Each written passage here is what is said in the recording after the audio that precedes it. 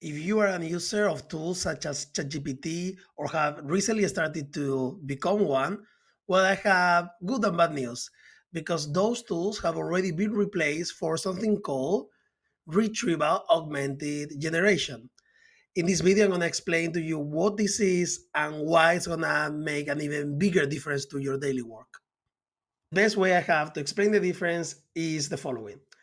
With a ChatGPT, you are basically going on the streets, stopping a random person, a very intelligent random person, to do something for you, and then that person, that machine is going to give you a very broad and tailored answer based on his or her vast amount of knowledge. Whereas a RAG, a reality augmented generation, which in OpenAI, for example, they call it GPT to make our lives easier, with this rag is that instead of going to the street and talking to a random person, what you do is you're going to create a mini brain.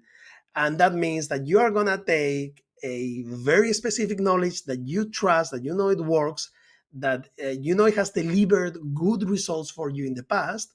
And you're going to train that person, that machine, on how to understand this very specific knowledge in order to give you answers that are more authentic, that are more reliable, that are more accurate. And the difference is huge. Let me give you an example.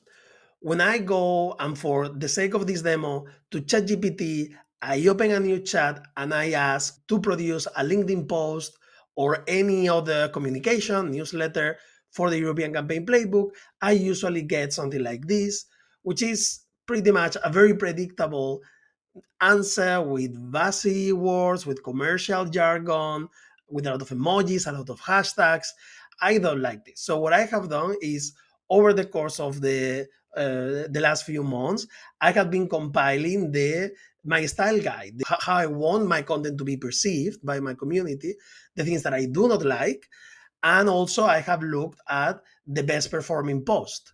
And so what I have done is I have trained a mini brain, a GPT, on this style guide, and I have been refining this over time.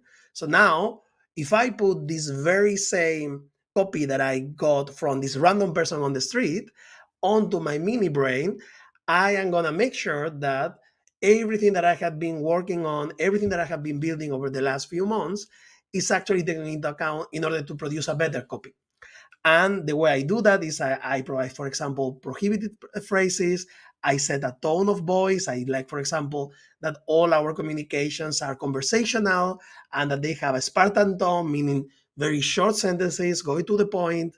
And also, what I have done in this GPT is something very interesting, very curious, which is there are in behind this GPT, there are actually two AI agents. One is producing content based on the guidelines, but I have also created a second one that is criticizing, scrutinizing, challenging the first one to make sure that the final output is really following my guidelines.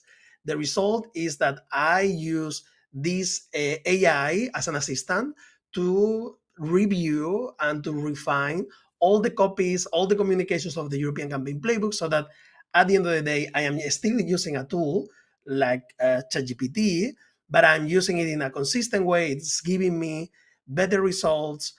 If you want to find out how to build your own mini brain, then make sure that you register for our workshop taking place in Brussels on October the 4th, where we are going to take you from zero to actually creating your own mini brain.